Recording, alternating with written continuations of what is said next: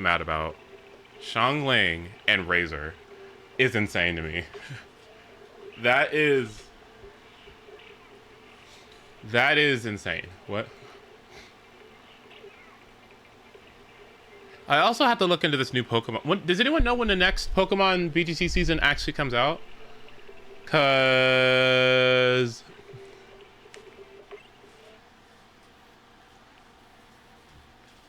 September 1st. In a month? Okay. Okay, that's not bad. All right.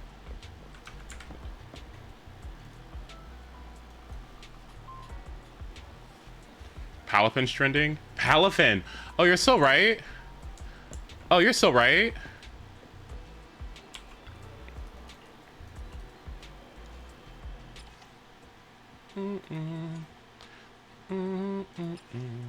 What's Palafin? Palafin has a hero form that raises its stats when, what is it? Is it when it's half health? What is it? What's the condition? And then it turns into one of the best Pokemon in the entire game. It's kind of insane. What was I gonna do? When it switches out and comes back, yeah, yep, that's what it is. Okay.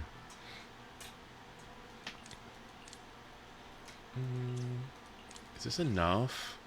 4 million Denny's? Is that actually enough?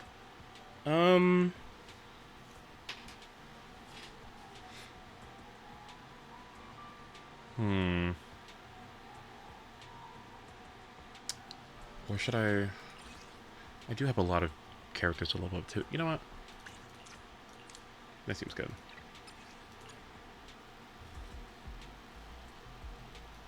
Alright, bye Nas. Thank you for the 2 games. Sorry you lagged.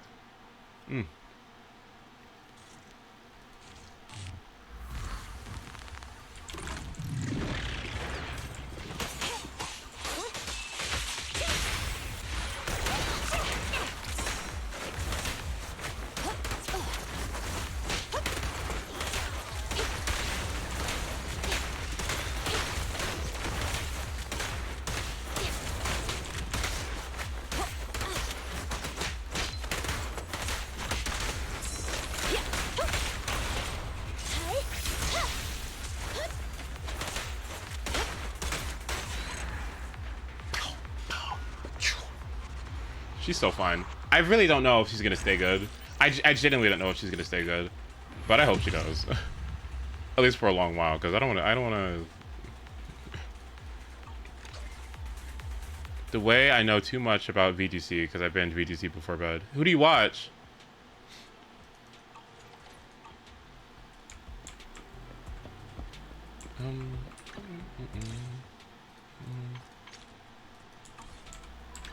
Okay. Got that out of the way. Did I get my coffee today?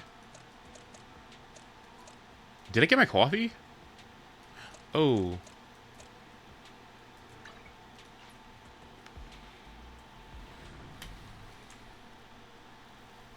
Hell no. Greetings. What can I get for you? The cheapest you got.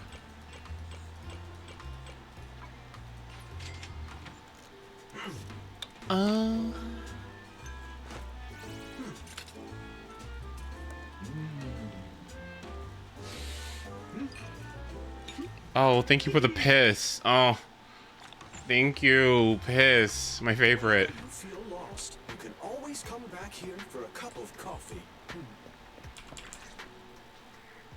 You're in my way, stranger. Hello? Stranger? Have you already forgotten the Crimson Chili? Sorry, I've only heard of the Crimson Darkness. You're doing this on purpose. Don't pretend you don't know me. Fine. I actually recognized you straight away. Crimson Gloom. You don't actually remember my real name, do you? I don't concern myself with such small matters. Did you come here to improve your combat skills too? No? Of course not. You want to improve combat skills at the arcade? My captain always says playing video games is one way to improve combat skills. You see, they train one's concentration. endurance, and ability to fast for long periods. It is a low-cost, high-reward training method compared to existing training methods. Well, Huh. I actually buy that. Yes, I also think it's a reasonable statement. However, based on my observations at the arcade, it seems like the negative side effects outweigh any of those aforementioned benefits. If you send a video game player out into a real battlefield, they'd likely last no longer than 60 seconds. I wouldn't. But this is only my initial analysis. I still need to play test a few games before I can reach any conclusions about the practical feasibility of any video game training methods. Don't put me out on the battlefield, okay? It'd be so bad. It'd be like, soldiers, are you ready? And I'm like, sir, yes, sir. And we go out there, and I'm the first one shot because I'm the tallest. With my big ass head. Ah! They'll be like, Timber! No! No!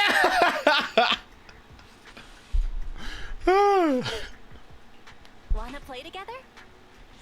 I appreciate it. But first, I intend to report to the captain about the intel I obtained today. I'll use your number to contact you if there are any chances for further training. Mm-hmm.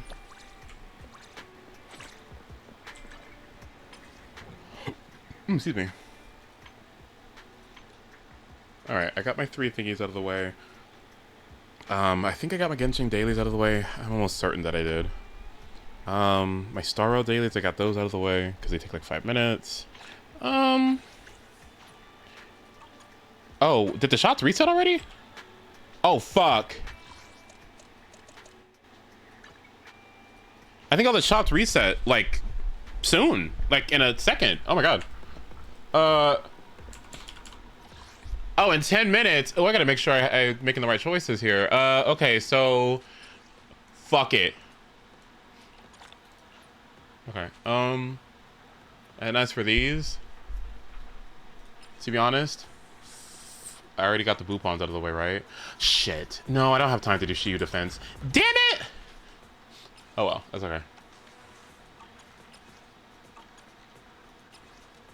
How many days do I got? 424,200,000. Okay.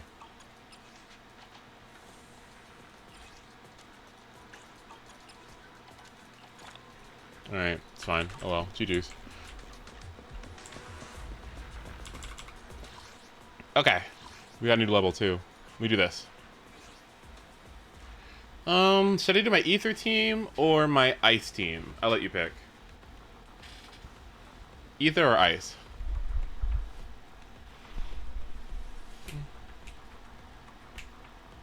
Ether? Okay.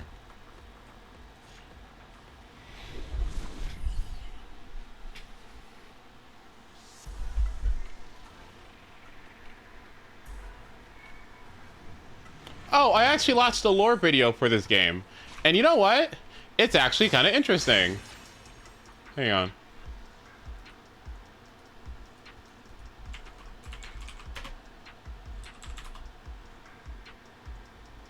Here it is. Here, let's watch it together.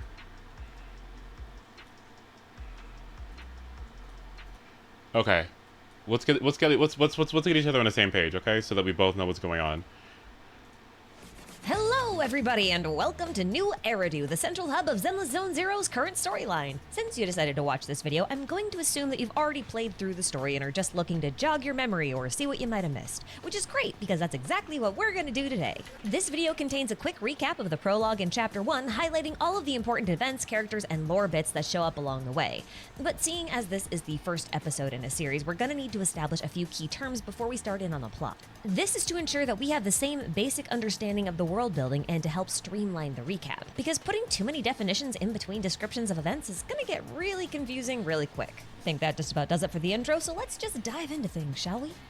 Okay, so here's what you need to know before we start talking plot. And if you know all this already, then there are timestamps in the description box. You can just skip this section. Zenless Zone Zero takes place in the city of New Eridu, which is still pretty young.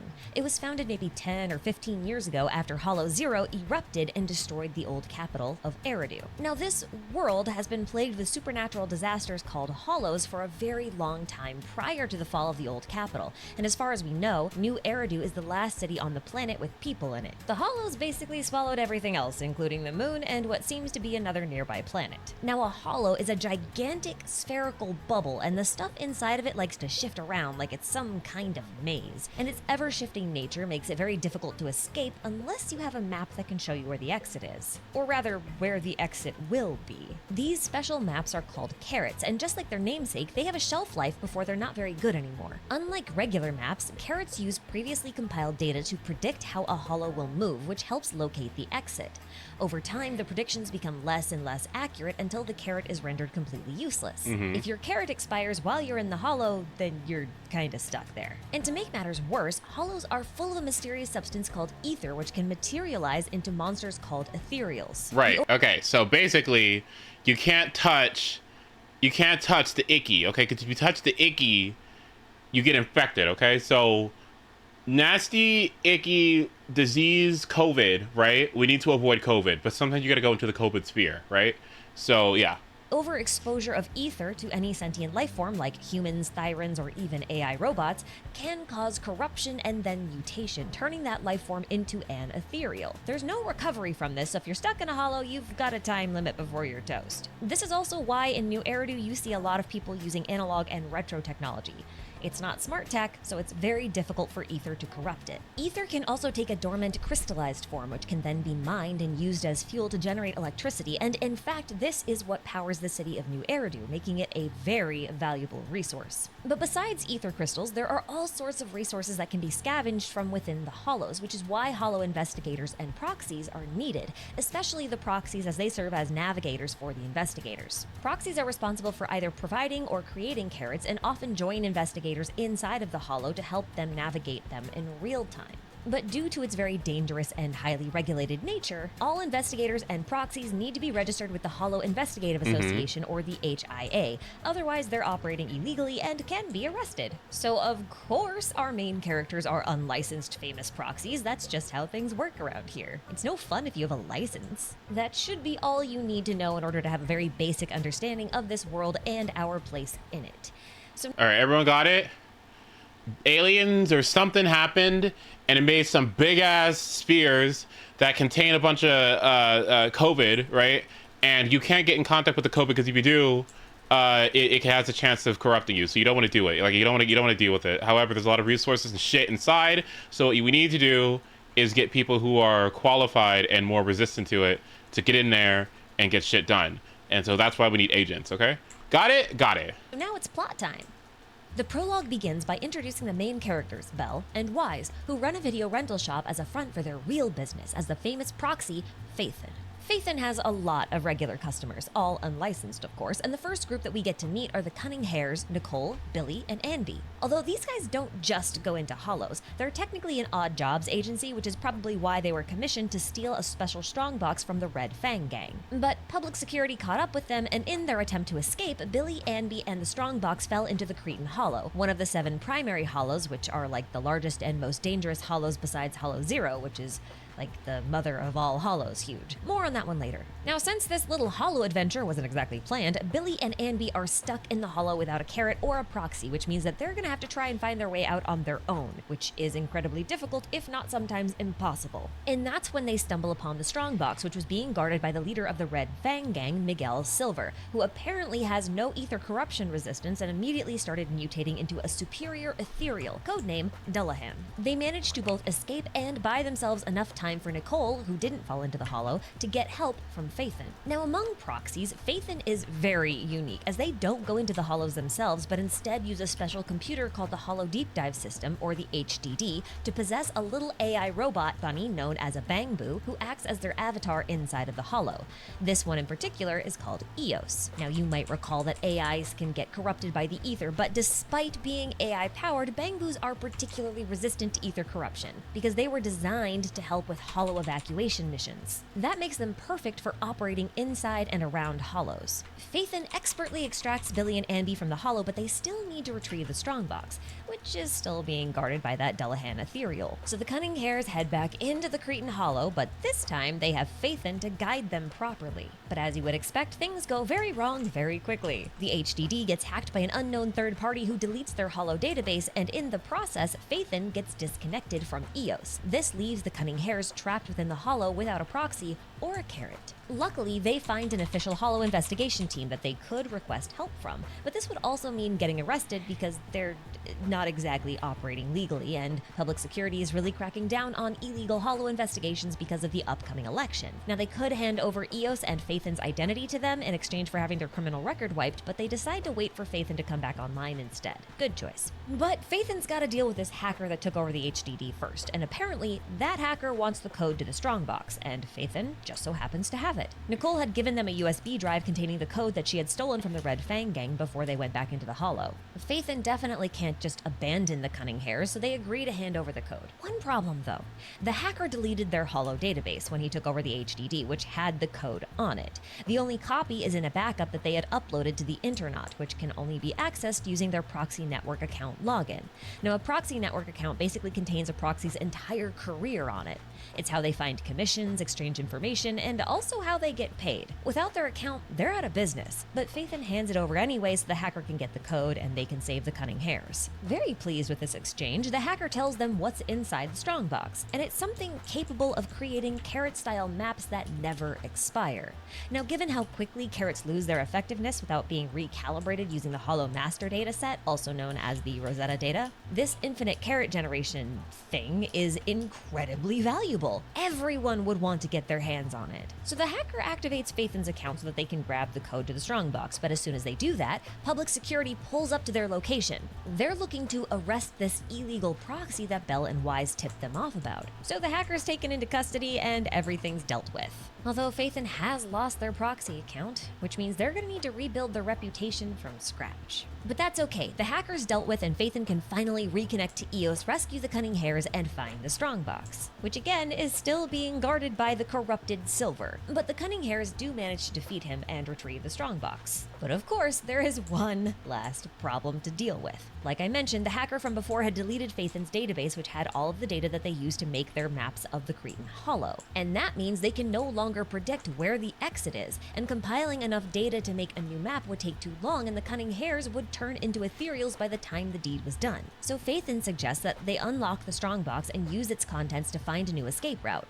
After all, the hacker said that the strongbox contains something comparable to the Rosetta data, and it could be used to replace the database that they lost so that they could make a new hollow map. And if that didn't work, they'll just ask another proxy for help and hope they get there in time. Nicole agrees, so Phaethon takes out the chip from the strongbox and inserts it into Eos, releasing a powerful AI called Fairy. And then your chosen proxy sibling promptly passes out. Fairy installs herself onto the HDD, takes control of Eos, and instantly calculates an escape route that the Cunning Hares used to get out of the hollow. And then we get to witness a very interesting and somewhat cryptic flashback-style cutscene. Now, it's difficult to understand exactly what's going on here without some more context, but what we see here is Wise and Bell standing in front of Hollow Zero as it explodes. Now, here's the thing. This event definitely hasn't happened yet.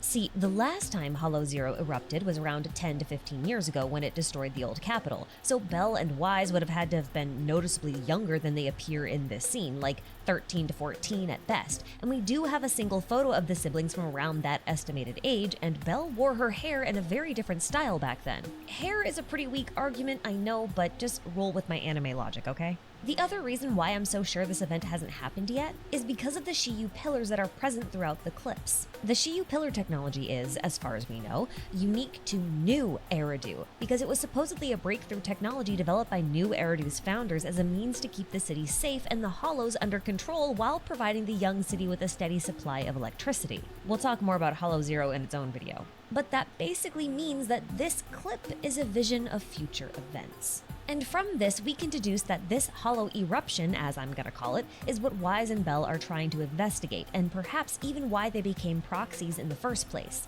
It is the best way to get your hands on a lot of hollow data, after all. As for why or how these two even got roped into this, well, it's pretty straightforward if you know where to look. First off, their proxy codename is Phaethon, and Phaethon is the name of the Greek solar deity Helios. Now, if you check certain displays of the Hollow Deep Dive system, you'll notice that it was created by the Helios Research Institute, which could be either the same thing as, or at least affiliated with, the Helios Academy, which was founded by Professor Archie. Professor Archie, named after the philosophical concept of origin or the foundational truth, was known for discovering the common characteristics of hollows, and at some point he went into Hollow Zero in search of the truth, and he hasn't been seen since. Now, it's not unreasonable to try and draw a direct connection between the dude literally made out of fire and a sun god, plus he was the founder of this academy, so we could take this as potential evidence of Archie either being Wise and Belle's professor, or that the siblings are simply carrying on Archie's legacy of hollow research. What I'm getting at is that it's possible they found some data or notes that seem to imply that there could be a future eruption of Hollow Zero. Now, the bad news is, based on the text from the clips, which I'll put on screen, as well as the myth of Phaethon, where he crashed his father's solar chariot and then died, failure of Phaethon might be inevitable here. Alternatively, this could just be a dream sequence or some predictive thing that Fairy made. We'll just have to wait and see. Anyway, once the unconscious sibling wakes up thanks to a mystery doctor that we never get to see, they discover that they've signed a licensing agreement with a very powerful AI named Fairy, who had been dormant in the chip inside the strongbox. I know we've already mentioned her, but it's been a while. Now, Fairy is one of 4 so-called keys, whose purpose and origin is completely unknown, but it seems to be somehow tied to the creation of a new version of Eridu. The 3 other AIs are called Ghost, Jinny, and Yokai, and I'm not sure if they all have the same abilities or if each one has a unique function. In the Where the Miracle Began lore trailer, the mysterious female voice commanded each AI to do something different, and Fairy's designed and proclaimed function seems to match that. See, her design is that of an Azar amulet, which is a talisman that protects its wearer from the Which is so cool. Look at that. It's like a one-to-one look. evil eye, or just harm in general. But she says that she can gather data from every smart device in the city and instantly calculate routes through the hollow, effectively acting as a guide. So I'm kind of thinking of her as a fairy guide that leads people safely through the hollow so that they don't get corrupted, thus protecting them from harm. Meanwhile, Yokai was told to corrupt the database firewall in the teaser, so their functions and roles might be a little bit different. We're gonna see how this pans out. Anyway, that marks the end of the prologue. So despite being really experienced and having a super powerful AI in their special secret computer system, Phaethon did lose their legendary status and proxy account, so they're basically starting from scratch with no street cred, and that means they've got to do some lower level commissions for a while. This keeps them pretty busy while Nicole investigates the origins of the strongbox that Fairy was in and the person who gave her the commission in the first place. And this means investigating the Red Fang gang, because they're the ones who had it in the first place. Now, she doesn't get that far before she and her crew get roped into another spot of trouble, courtesy of a girl named Nekomiya Mana, or just Nekomata. Now, we don't learn about this until later in the chapter, but Nekomata was a member of the Red Fang gang and a friend of Silver, who the Cunning Hares were somewhat responsible for the death of, since they were the reason he fell into the hollow and got corrupted in the first place. Nekomata is out for revenge, so she commissions the Cunning Hares to find her family heirloom, which is a locket containing a picture of her and Silver, which she lost in a hollow. Specifically, the Dead End Hollow, which is coincidentally also the location of a very important construction project, which is rebuilding the old metro lines. This project is being spearheaded by the Vision Corporation, as explained by their representative, Mr. Perlman. They won the project bid by promising lower costs and quicker deadlines than their competitor, Bellabog Heavy Industries. And they claim that this difference in price is because of their methodology. Rather than a complete renovation project, they intend to blow up an entire metro line and then rebuild it from scratch. But this, of course, means they'd have to relocate a lot of the people who are living in the general areas so that they're not in the blast zone. But of course, they didn't do that. There were tons of people still trapped in the blast zone. The Cunning Hares stay behind to talk to the people, while Nekomata goes to seek help from Phaethon.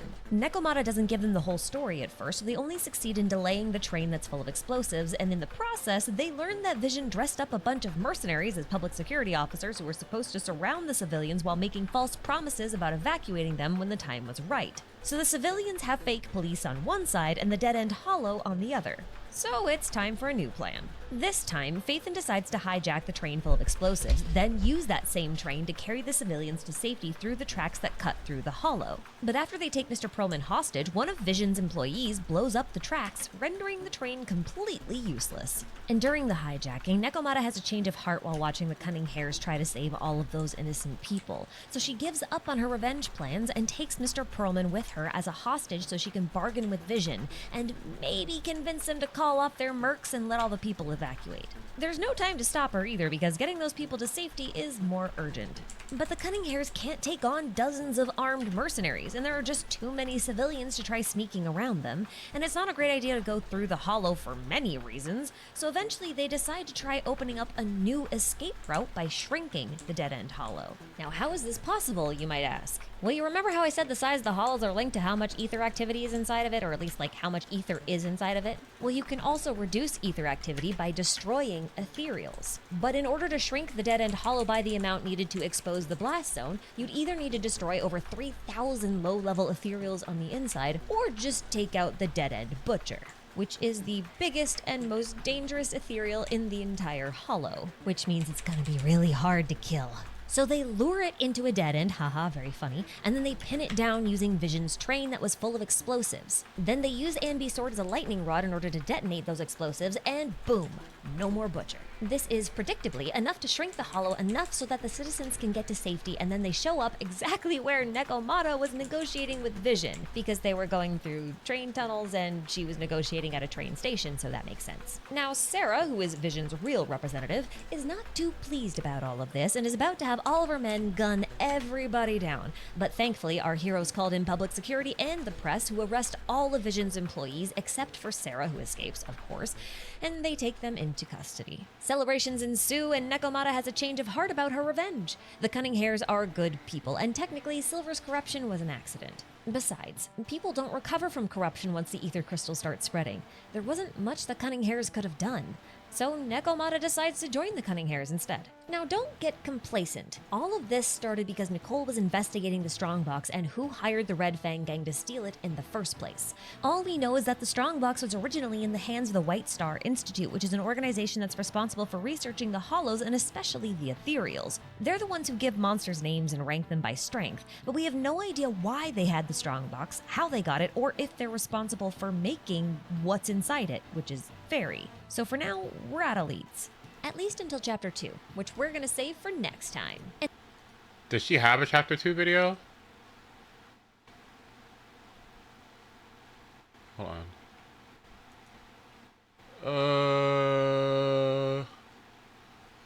No, not yet. Damn, okay. And in the second half, Hollow Zero is Okay. way more important than you think it is. It's not just an endgame mode, it's also the key to some of Zenless Zone Zero's greatest mysteries. And even though we were introduced to Hollow Zero pretty early on via the Scott Outpost, I feel like most of the lore got buried beneath a slew of tutorials, and that's a real shame.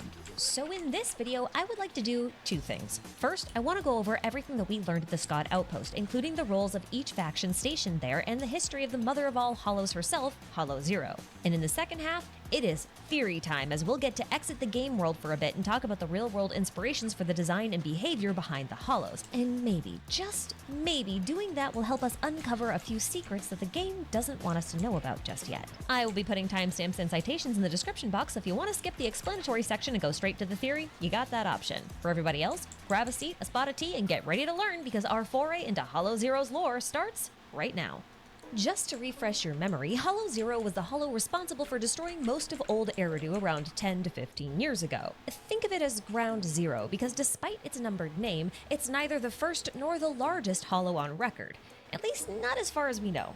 There are countless more hollows that are larger than Hollow Zero, like the Hive Lord Hollow and the countless hollows on the moon, but all of these hollows existed before New Eridu, and it seems like the people on this planet were fighting off the hollow disaster for decades before the capital fell to Hollow Zero. We can safely say this because we know of one hollow that spawned about 41 years ago thanks to Rina's quest. Whether or not Hollow Zero was around before it destroyed the capital remains to be seen. Now, in order to prevent Hollow Zero from erupting a second time, and in order to prevent similar disasters, the founders of New Eridu created the Seiyu Pillar system, which seems to be managed via the Scott Outpost. We'll talk about the Seiyu Pillars in a bit. Because the Seiyu Pillars are considered critical infrastructure since they monitor and suppress the hollows, many branches of New Eridu's government as well as private companies are stationed at the outpost in order to monitor, research, defend, and actively suppress Hollow Zero. The one you're probably most familiar with is the Hollow Investigative Association, or the HIA. They provide official proxies and Hollow investigators to, well, investigate Hollow Zero, usually escorting researchers from the White Star Institute. The White Star Institute seems to specialize in Hollow-related research. They're the organization that ranks and names ethereals, for example. Now, I'm not sure if they're invested in any other types of research, but it's possible because they're the ones who had Fairy before the Red Fang gang stole her. I don't know why they had her, how they got her, or if they made her, but just know that she was in their custody for a while, because that's certainly going to come up again. Now, the Defense Force, which is basically New Eridu's military, is also stationed at the Scott Outpost, and they're responsible for protecting the Seiyu Pillar System from ethereal attacks. Now, while the Defense Force does carry out operations within the Hollows, they don't specialize in it. Soldier 11, for example, belongs to the Defense Force's Obel Squad, and you can see from her teaser that she deals with out-of-Hollow conflict quite a bit. In contrast, the Hollow Special Operations Unit is the combat arm for the Hollow Affairs and Neutralization Department, also known as HAND, and they do exactly what their names suggest. They carry out special operations within Hollows, like fighting Nineveh, who we'll talk about in a bit, and they're also in charge of the security at the outpost. Currently, we've only met HSOS 6, or just Section 6, so far, which is composed of Yanagi, Harumasa, Sokaku, and their leader, Miyabi, who's a Void Hunter. And a Void Hunter is basically a title that's given to individuals who accomplish incredible things in relation to the Hollows. Okay, that was a lot of abbreviations, so let me summarize them really quick. The White Star Institute researches the Hollows. The HIA provides official proxies and investigators to escort those researchers. The Defense Force is a military force that protects the Seiyu Pillar System, and the HSO is the combat arm of HAND that carries out special operations within the Hollow, usually unrelated to research. I hope you got all that, because I'm not repeating it. Now, the HSO actually has a very important role here because the size of Hollows correlates directly with the amount of ether activity inside of them, and ether activity increases for each ethereal a Hollow produces by an amount based on the ethereal's strength. So in order to prevent Hollow Zero from getting any bigger, routine combat operations must be carried out within the Hollow in order to rout enough enemies to prevent the Hollow from expanding. The Seiyu Pillar System also helps with this by siphoning off ether from Hollow Zero, but due to the erratic nature of this Hollow, that's not quite enough to keep it under control. Currently, Hollow Zero is home to an incredibly powerful ethereal named Nineveh. Not only is she a notorious ethereal, which means she's just absurdly strong, but she's also part of an ethereal swarm, meaning other smaller ethereals are considered part of her. In fact, parasitization of organic life in ethereals is something that she specializes in. It feels a bit like cordyceps behavior to me, although that's fungi and not, botanicals, but whatever. Nineveh is also the only one of her kind so far, and we're really not sure if she's like the big boss of Hollow Zero, or just one of many yet undiscovered. She also has this very unique characteristic in that she seems to be responsible for a type of ether fluctuation called the Withering. There's not much information on this yet, but my hypothesis is that all ethereals of her caliber will have a unique ether variant, and since Nineveh is flower-themed, hers is that of the Withering. That's also probably why she can be found in a Hollow Zero zone called the Withered Gardens. Interestingly, Nineveh is named after the Assyrian city of Nineveh, which is also one of the hypothesized locations for the Hanging Gardens of Babylon, so that fits. And incidentally, Hollow Zero's real name is Limbo, like that place between life and death. And Limbo can I lost be my linked to the 50-50 Greek to Asphodel Kaleda. Meadows, Oh my a place where God. the dead roam. It's like a gigantic field of Poor flowers. thing. And I'm thinking Well, at of least you gotta this get Stunner. because our loot from Kind of. exploring Hollow Zero is always these weird crystallized flowers, which do look quite a bit like asphodel blossoms. Anyway, Nineveh's role within Hollow Zero is still a bit of a mystery, and likely will be for quite a while, but I find her flower and garden motif fascinating in the context of Hollow Zero being the mother of all hollows. It feels like the whole hollow is something like a flower spitting out ether seeds that then spawn new companion hollows. And I'm not joking about the mother of all hollows thing either, because not only is Hollow Zero the largest and therefore the most dangerous of all hollows in New Eridu, but all of the primary hollows like the Cretan, Lemnian, Hawara, Persenis, Salav, and Papago are just companion or child hollows that spawned from Hollow Zero. But did you notice how I specified that this is only the case in New Eridu? Well, that's because based on the Where the Miracle Began teaser trailer, it seems like there are countless hollows beyond the city's borders, perhaps making up this mysterious dark wall that they mention. So based on the information available to us right now, I think that New Eridu might look a bit like this. You can see Hollow Zero at the center-ish, which is then surrounded by the ruins of Old Eridu and the city of New Eridu. And if you go out a bit further, you'll reach the Outer Ring, which is kind of like the borderland between the safe zone of New Eridu and the Dark Wall. So basically, there's a safe-ish zone in the middle, surrounded by a less safe zone in the Outer Ring, followed by a sea of hollows that make up a Dark Wall. Theoretically, anyway. Now you might be wondering, what exactly causes this safe zone? And the answer is the Seiyu Pillars, which is also probably why the military is involved in guarding them. They are incredibly important not just for maintaining Hollow Zero, but the safety of the entire city. The Seiyu Pillar technology is the sole reason why New Eridu is able to survive in a world overrun with hollows. These pillars form a network above and below ground that siphon ether out of the hollows, where it can then be used to make electricity that powers the city. Now remember, a hollow's size correlates to how much ether activity is 1 second. Okay. inside of it, so removing the ether entirely helps to suppress the hollows, especially in Hollow Zero.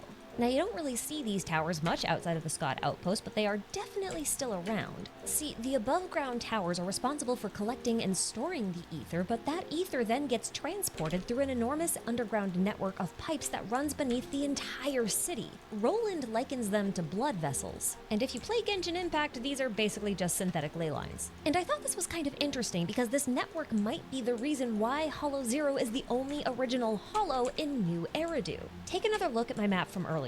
Now imagine that this entire safe zone where people live is only safe because the Seiyu Pillar network runs beneath it. That means there could be sort of a borderland on the outskirts of the network where its effectiveness is severely reduced, and this would form the Outer Ring.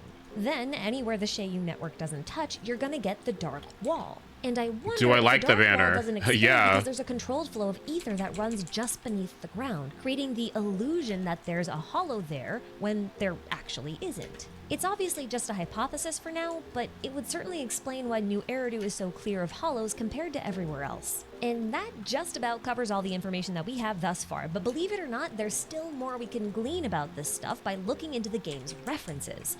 And that information can tell us a lot, not just about Hollow Zero, but also its relationship to Bell and Wise. Okay, so you know how hollows are like these big bubble labyrinths that are full of monsters? Well, there's a reason why Hoyo designed them like this, and it all comes down to the Greek myth hollows are based on. I am referring, of course, to the myth of the Minotaur. Now, this myth has a bunch of variations, but there are some parts that are very consistent, so here's the gist. Either King Minos or his wife, Pasiphae, pisses off a god, either Aphrodite or Poseidon, and in retaliation, that god curses Pasiphae to fall in love with the Cretan bull. She eventually unites with said bull and eventually gives birth to the Minotaur, half man, half bull. Now there is a variation where Zeus is the Cretan bull, but we're gonna ignore that one. Anyway, Minos didn't really know what to do in this situation, so he consulted the oracle at Delphi, who told him to construct a labyrinth and trap the Minotaur inside. Now, because of a war between Crete and Athens, the Athenians had to then send people over as tributes to be fed to the Minotaur, because apparently he eats people. But an Athenian named Theseus didn't like this arrangement, so he offered himself up to be sacrificed, but snuck in some weapons because he wanted to kill the beast and put an end to all the needless deaths. But even if he succeeded in killing the Minotaur, he'd likely get lost in the labyrinth and die. But fortunately for him, Minos' daughter, Ariadne, fell in love with Theseus at first sight and offered him a ball of string which would let him retrace his steps and find his way back out. At first glance, this myth seems like it has nothing to do with the Hollows. Except it has everything to do with the Hollows. I listed out the names of New Eridu's primary Hollows earlier. They are the Cretan, Lemnian, Persenis, Salav, Hawara, and Papago Hollows. But did you know that they all get their names from real-world or mythological labyrinths? So in Pliny the Elder's book, The Natural History, chapter 19, titled Labyrinths, he describes 4 labyrinths. The first is the Minotaur's Labyrinth on the Isle of Crete, which is what the Cretan Hollow is named after.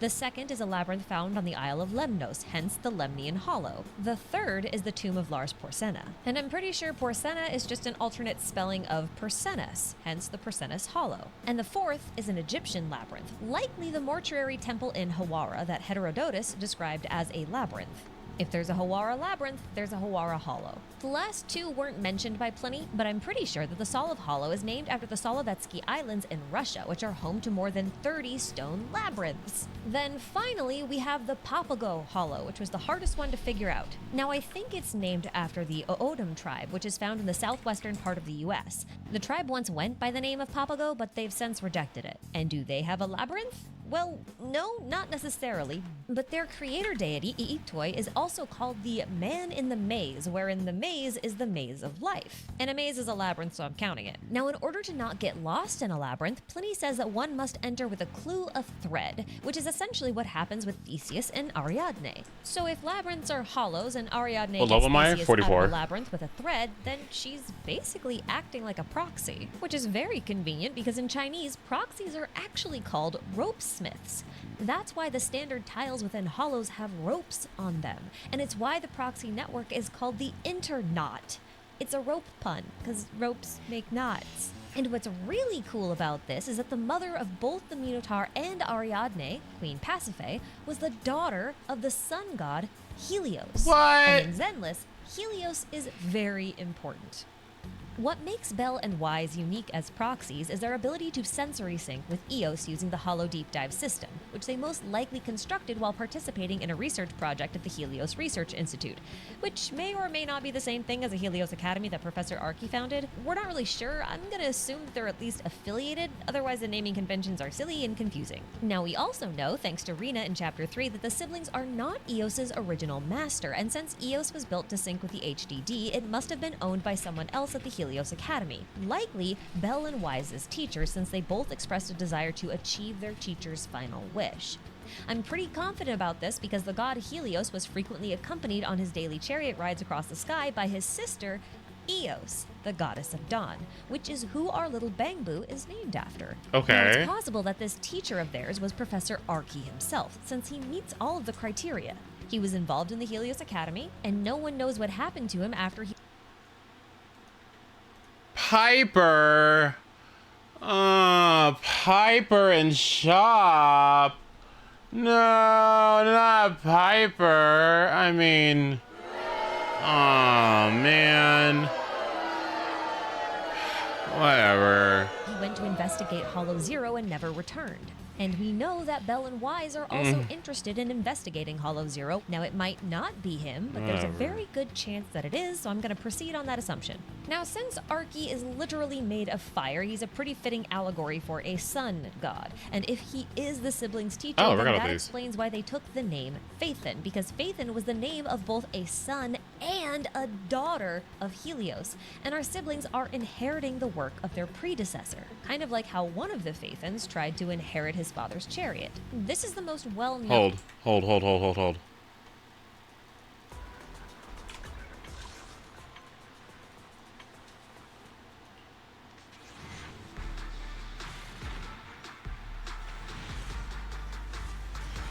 Unfortunate.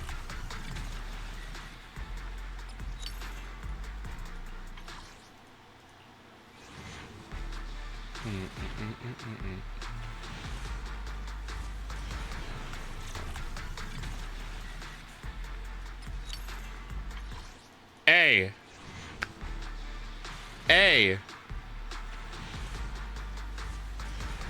Oh my god.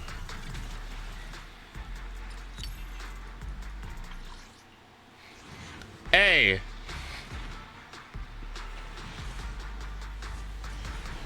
Oh my god. No, don't do this to me.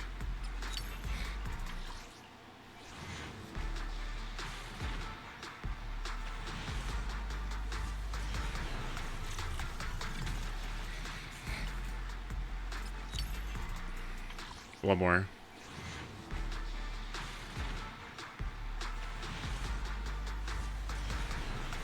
That is disgusting.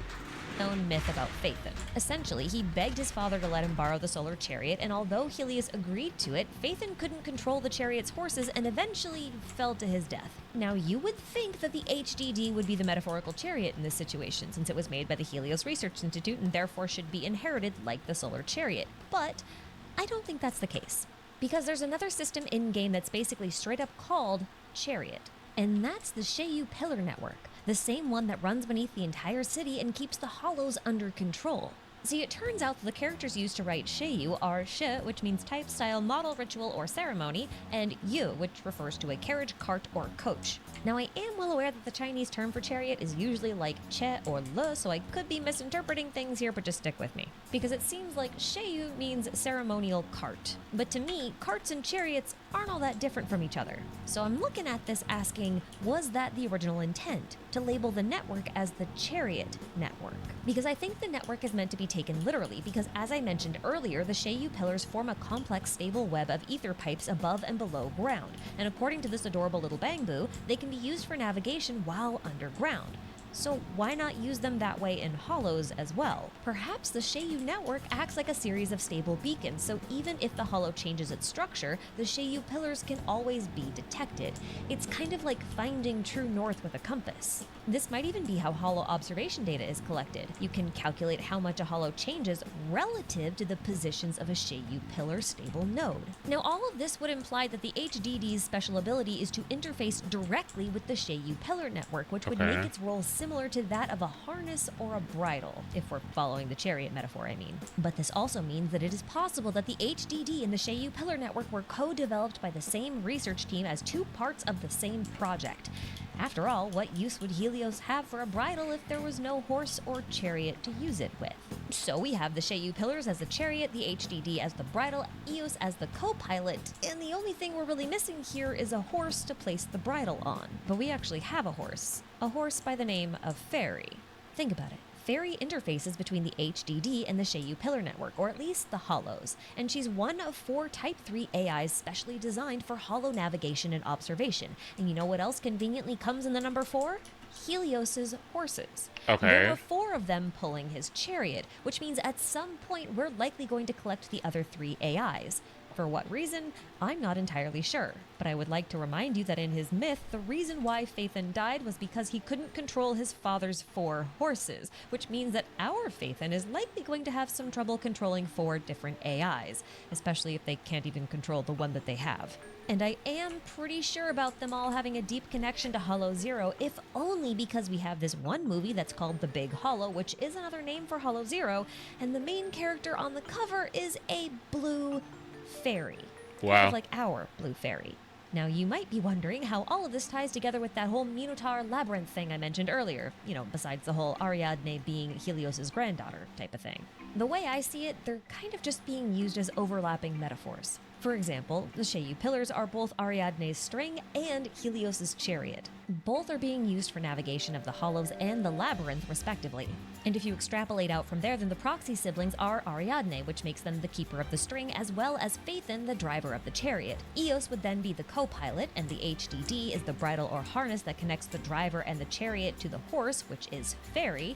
And the ethereals are obviously the Minotaur representatives, and that means that the hollows are both the labyrinth and the sky that Helios drove the chariot through. And there are reasons why the hollows are the sky, but honestly, it's probably better to leave that topic for when we talk about what ether really is, since hollows are kind of made of the stuff. Oh, and would you look at that? It seems that the names of my silly little channel members have started to arrive, which means I've only got time for one more fun little unrelated fact. Now, I mentioned earlier that there's kind of like a little bit of a theme of inheritance going on with the whole Helios to Phaethon thing. But what I didn't mention is that it's a repeating theme. We can see a much more simplified version of this whole inheritance thing with the Belobog Heavy Industries plotline. I'm not going to dive too deep into this right now, but the name Belobog seems to come from the Slavic god of light, whose existence is apparently contested, and also the founder of the company, Horse, is named after a presumed Slavic sun and light deity. And what did this guy who was named after a sun deity do? He built a chariot for his daughter Coleda in the form of the prototype Geiroi. Okay. A hero, kind of like Theseus. And as a fun little side note, Colida, or Coleda, is also the name of another Slavic deity meant to represent the newborn winter sun. This is quite a bit like Helios and Phaethon, in my opinion, and similarly to our proxy siblings' teacher, Horse also went missing and left children behind to carry on his legacy.